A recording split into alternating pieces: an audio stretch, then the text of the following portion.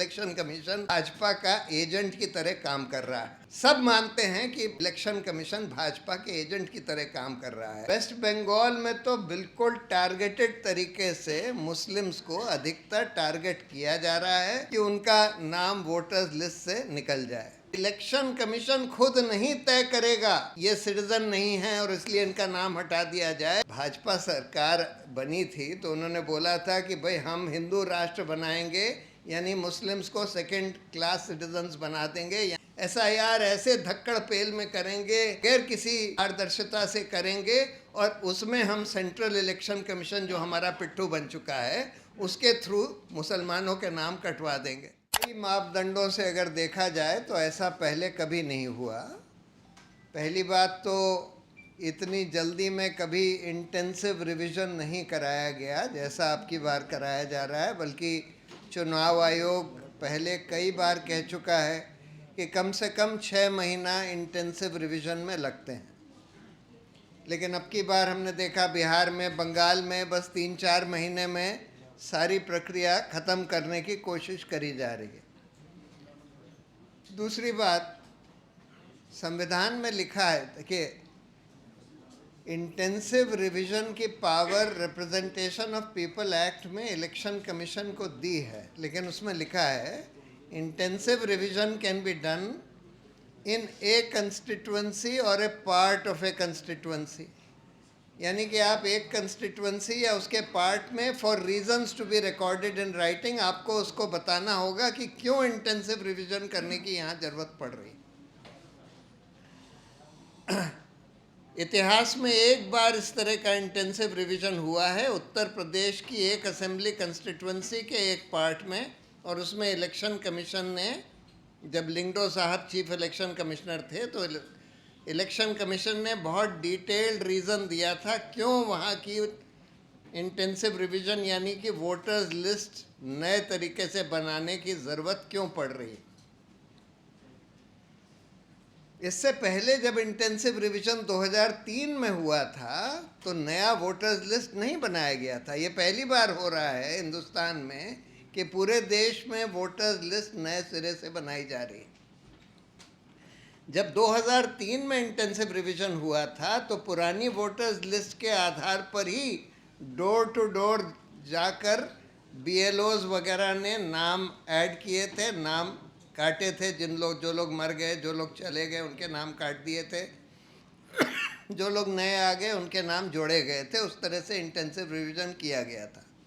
दुर्भाग्य की बात यह है कि जब हमने 2003 की गाइडलाइंस इलेक्शन कमीशन से मांगी तो उन्होंने साफ मना कर दिया कि हम नहीं देंगे।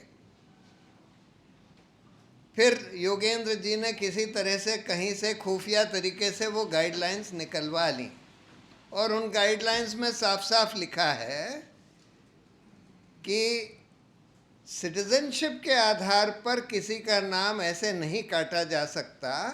उसमें एक प्रक्रिया जो सुप्रीम कोर्ट ने बताई है लाल बाबू हुसैन वाले केस में, जिसमें ये बोला है कि अगर आपको डाउट है किसी के सिटीजनशिप के बारे में तो आपको तथ्य देके, आधार देके उसको नोटिस देना होगा। अगर उसका नाम पुरानी वोटर्स लिस्ट में है तो उसको माना जाएगा कि वो प्राइमा फेसी सिटीजन है, और अगर आपको डाउट है तो आप उसको तथ्य देके, रीजंस देके बोलिए कि भाई इस वजह से हम तुम्हारी सिटीजनशिप को डाउट करते हैं, और उसके बाद जो वो जवाब दे उसमें कोई भी एविडेंस दे सकता है, ओरल या डॉक्यूमेंट्री, अपनी सिटीजनशिप दिखाने के लिए।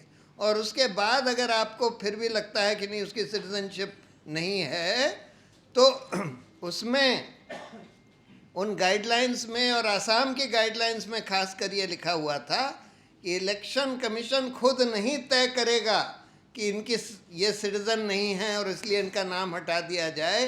वो फॉरेनर्स ट्राइब्यूनल या कोर्ट या फिर गवर्नमेंट ऑफ इंडिया को भेजेगा कि वो लोग उसकी सिटीजनशिप तय करें। वो तो उसको सिर्फ फ्लैग कर सकते हैं, और तब तक उसका नाम नहीं हटाया जाएगा वोटर्स लिस्ट से जब तक कि उसको फॉरेनर्स ट्राइब्यूनल या कोर्ट या फिर गवर्नमेंट ऑफ इंडिया ये ना डिक्लेयर कर दे कि ये नॉन सिटीजन है।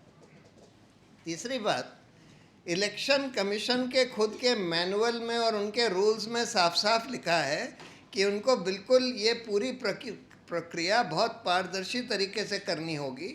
जब जब कोई एप्लीकेशन आती है किसी का नाम डिलीट करने के लिए ऑब्जेक्शन की, उसको उसी दिन वेबसाइट पर डालना होगा। जब कोई एडिशन की एप्लीकेशन आती है उसी दिन वेबसाइट पर डालना होगा। इस एसआईआर में ये सब कुछ नहीं किया जा रहा। 6 महीने से कम में 3-4 महीने में पूरा एसआईआर कर दिया जा रहा है। वोटर्स लिस्ट नए सिरे से पूरे देश में पूरे राज्यों में बनाई जा रही है और ये देखा जा रहा है, सारी जगह ये दिख रहा है कि इलेक्शन कमीशन यहाँ दिल्ली से बैठ के राज्यों की जो प्रक्रिया है उसको इन्फ्लुएंस करने की कोशिश कर रहा है। और ये जो लॉजिकल डिस्क्रिपेंसी के आधार पर लोगों को डाउटफुल कैटेगरी में डाल दिया है, अंडर एडजुडिकेशन डाल दिया है, ये तो पहले कभी नहीं किया गया। पहली बार इतिहास में ये किया जा रहा है। और ये पूरा के पूरा जो डाउटफुल लॉजिकल डिस्क्रिपेंसी का सेंट्रल दिल्ली से भेजा गया है। और आप देख रहे हैं कि बिल्कुल अब कम से कम वेस्ट बंगाल में तो बिल्कुल टारगेटेड तरीके से मुस्लिम्स को अधिकतर टारगेट किया जा रहा है कि उनका नाम वोटर्स लिस्ट से निकल जाए।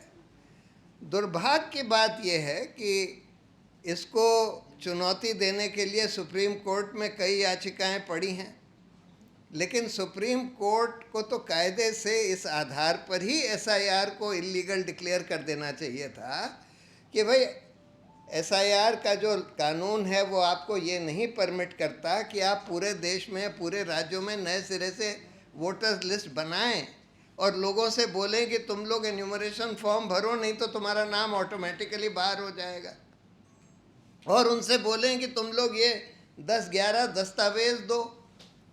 ये कभी किसी कानून में नहीं लिखा है। और इनफैक्ट जो एक फॉर्म 6 होता है नए वोटर का नाम डालने के लिए, उसमें लिखा होता है कि आपको प्रमाण सिर्फ 2 चीज़ों के लिए देना है, आप 18 साल से ऊपर हैं और आप यहाँ रहते हैं। कोई भी प्रमाण दे सकते हैं, उसमें ये नहीं लिखा कि किस तरह का प्रमाण, कुछ भी, बैंक अकाउंट का, गैस अकाउंट का, राशन कार्ड का, कुछ भी दे सकते हैं, आधार कार्ड, कुछ भी दे सकते हैं। और सिटीजनशिप के लिए सिर्फ सेल्फ डिक्लेरेशन देना होता है, यानी आपको कोई उसका प्रूफ नहीं देना होता कि आप सिटीज़न हैं। आपको बस असर्ट करना होता है कि आप सिटीज़न हैं, और आपका अगर क्लेम गलत है तो फिर आपके खिलाफ प्रोसिक्यूशन हो सकता है। लेकिन इस सब को छोड़कर नए तरीके से, बिल्कुल अनप्रेसिडेंटेड तरीके से एसआईआर धक्कड़ पेल में जल्दीबाजी में कराया जा रहा है। और दुर्भाग्य की बात है ये है कि सुप्रीम कोर्ट ने उसको नहीं रोका, इसको चलने दे रहे हैं और थोड़ा बहुत लीपा पोती करके उसको आगे बढ़ने दे रहे हैं। और तीसरी बात ये कि अगर कोई किसी के नाम अंडर एडजुडिकेशन है और कोई proper fair independent judicial body ने, देखिए आज सब लोग जानते हैं कि इलेक्शन कमीशन का क्या हाल है। इस देश में कोई आदमी ऐसा नहीं है जिसको ये समझ में नहीं आता कि इलेक्शन कमीशन भाजपा का एजेंट की तरह काम कर रहा है। सब मानते हैं कि इलेक्शन कमीशन भाजपा के एजेंट की तरह काम कर रहा है। तो फिर इसके फाइनल एडजुडिकेशन के लिए कोई इंडिपेंडेंट जुडिशल बॉडी होनी चाहिए। अब वहाँ पर बंगाल में उन्होंने कुछ कहा तो है, लेकिन इतनी जल्दीबाजी में इतने सारे नाम के एडजुडिकेशन इस जुडिशल बॉडी से नहीं कराए जा सकते। और जब तक प्रॉपर एडजुडिकेशन ना हो जाए तब तक उनके नाम कायदे से नहीं हटाए जा सकते। लेकिन आज ये कहा जा रहा है कि नहीं, हटा दीजिए, अगली बार जब एडजुडिकेशन होगा या जब कुछ और प्रक्रिया होगी कोई इंडिपेंडेंट बॉडी के तहत, तब आपका नाम वापस आ सकता है। तो ये बहुत ही दुर्भाग्यपूर्ण बात है कि इस तरह से हो रहा है। और जैसे नदीम ने बताया कि, या और लोगों ने भी बताया कि बिल्कुल अब टारगेटेड डिलीशंस करे जा रहे हैं।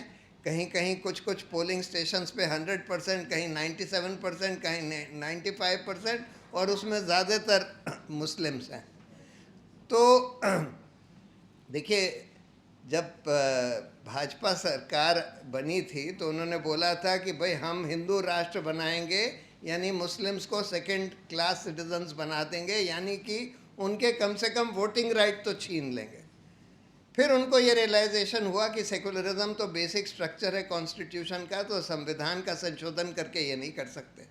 तब उनको लगा कि अच्छा, हम एनआरसी कर देंगे और एनआरसी करके हम मुसलमानों को एनआरसी से बाहर कर देंगे। उन्होंने आसाम में एक कोशिश करी, लेकिन आसाम में क्योंकि सुप्रीम कोर्ट ने उसको सुपरवाइज कर दिया तो उस समय बहुत टारगेटेड नहीं कर पाए। 70% लोग उसके बाहर जो हुए वो हिंदू थे, 30% मुस्लिम थे। रफली इतनी ही पॉपुलेशन वहाँ हिंदू मुस्लिम की है आसाम में। अब इनको ये लगा कि अच्छा, हम नया हथकंडा अपनाएंगे, एसआईआर कर देंगे। एसआईआर ऐसे धक्कड़ पेल में करेंगे, बगैर किसी पारदर्शिता से करेंगे, और उसमें हम सेंट्रल इलेक्शन कमीशन जो हमारा पिट्ठू बन चुका है उसके थ्रू मुसलमानों के नाम कटवा देंगे। और यही आज करने की कोशिश करी जा रही है। बिहार में इतना सक्सेसफुल नहीं हो पाया इनका अभियान, ये वाला अभियान, लेकिन ऐसा लगता है कि बंगाल में इसको अंजाम देने की पूरी कोशिश है और काफ़ी हद तक इन्होंने इसको अंजाम दे भी दिया है। तो ये बहुत ही खतरनाक स्थिति है, क्योंकि अगर इस तरह से लोगों का नाम वोटर्स लिस्ट से काटा जाए, उसके बाद उनका नाम राशन कार्ड वगैरह से भी कट सकता है। इसी आधार पर कि आपका नाम तो वोटर्स लिस्ट से काट दिया गया है, तो आपका नाम अब राशन कार्ड से भी काट दिया जाएगा। बहुत भयंकर इसके परिणाम होने वाले हैं, और मुझे तो ये लगता है, डर लगता है कि इसके वजह से पूरे देश में सिविल अनरेस्ट हो सकता है। बहुत ही भयंकर चीज़ है ये।